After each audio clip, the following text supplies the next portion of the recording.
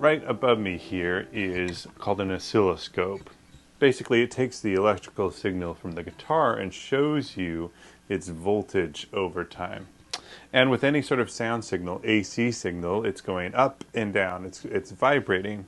And if you play a single note, you can see that's a lower note here, or a higher note. You can tell some differences between the two. The lower note's definitely got a longer waveform. Higher note's got much more shorter, but they aren't simple sine waves. That's because simple sine waves sound much more pure, and they're honestly, if that's all you hear, they're much less interesting. We can actually isolate a sine wave on a guitar by playing what's called the harmonics. So if I play here and I lightly touch my finger, you can see that I can create a sine wave sound. What's happening with these other waves is there's actually multiple sine waves and other sort of imperfections, like when I strike the string and all those sorts of other things. All of that plays into what you hear. So the things that we're going to talk about in this video is mostly about phase shift, but just to recap, there is amplitude. So if I play softly, you can see the waves do not go very high, but if I play harder, those waveforms, they move up and down further, so there's amplitude. Then there's the period or the pitch, and so the lower notes have longer wavelengths.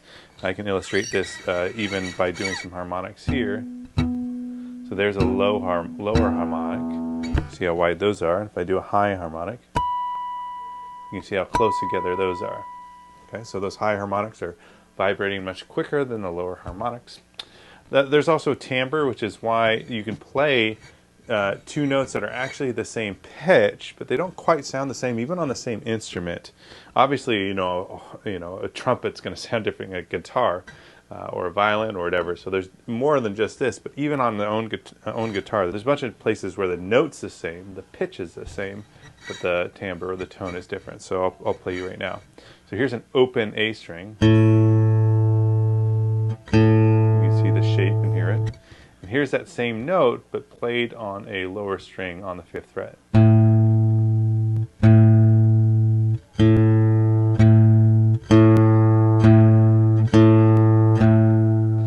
So they're the same note, but there's definitely some small difference there in how they sort of sound overall. And it has to do with where I'm plucking, the length of the string, and all sorts of complexities. And that's what makes music and instruments so interesting, is that they're not just pure sine waves.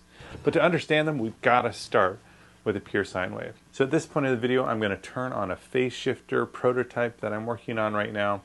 And I'm going to show you phase shift, what it sounds like and what it looks like.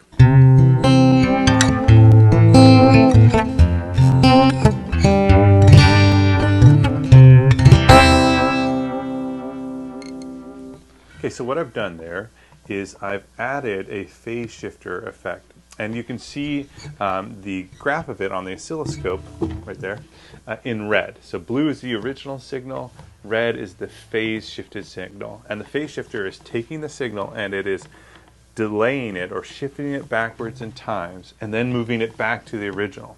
And so if I play like one of those simple sine wave harmonics for you, you can actually see it in action.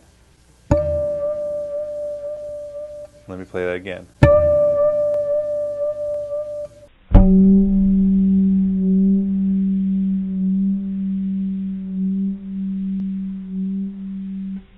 And it's subtle, but what you can actually see is you can actually see it sort of move back and forth. And as it does so, even the peaks kind of move. And that has to do with more of just the fact that it's not just shifting frequencies all the same. And so there can be these complex interactions that can happen. So starting this week, we're going to start a sound project where you're going to take a song that you love and an effect that you hear in that song, whether it's a phase shifting or some sort of echo or reverb or distortion or anything like that, and you're gonna do an analysis on how the waveform is actually being changed.